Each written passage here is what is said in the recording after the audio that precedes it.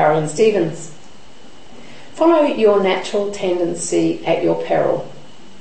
It's not that tender is more effective than tough, or that tough is more effective than tender.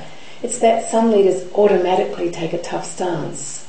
You know, those firm leaders whose decisions are based on a detached logic, who take a no-compromise position, whose judgment disregards sentiment or feelings.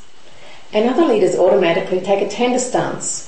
Those supportive, encouraging, caring leaders who put a lot of weight on the relationship, who genuinely consider others and the impact that their judgment will have on the people involved, even disregarding the logic of the situation. We all have a natural tendency, and natural tendencies so often get us into trouble. So, stop and check the context before taking action. Tough is good sometimes, and tender is good sometimes. It depends on the situation. Some leaders have an instinctive awareness of when to be tough and when to be tender. And some leaders, particularly those who are less gentle, will benefit from this model that considers the frequency and the impact of the situation.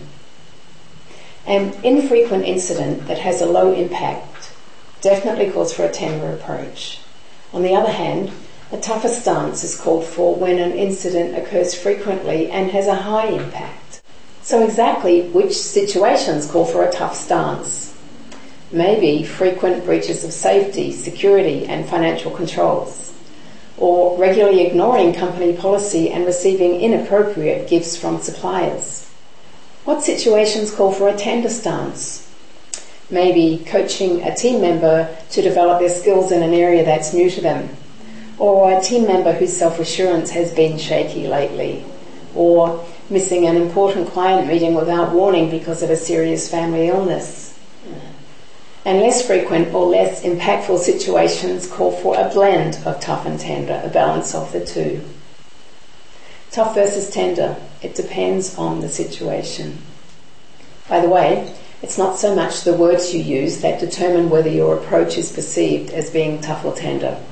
It's your overriding intention and your underlying attitude that will be the primary determinant of how your message is received.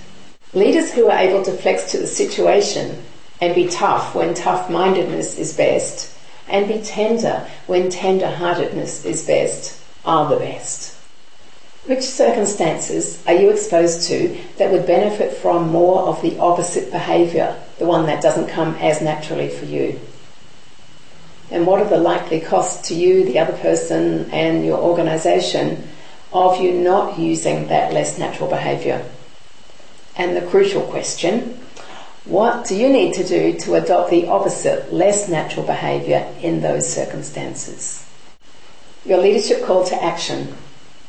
When you test drive this thinking, you can actually change your behaviours and create more impressive results. Your behaviour isn't preordained. What will you do so you're always tough enough to forge results, yet tender enough to take care of the people involved? When you make certain your behaviour is always hugely appropriate to the circumstance. With a clear intention, I know you can increase your flexibility with this. And give me a yell if you have comments or questions or want support, won't you? All the best until next time.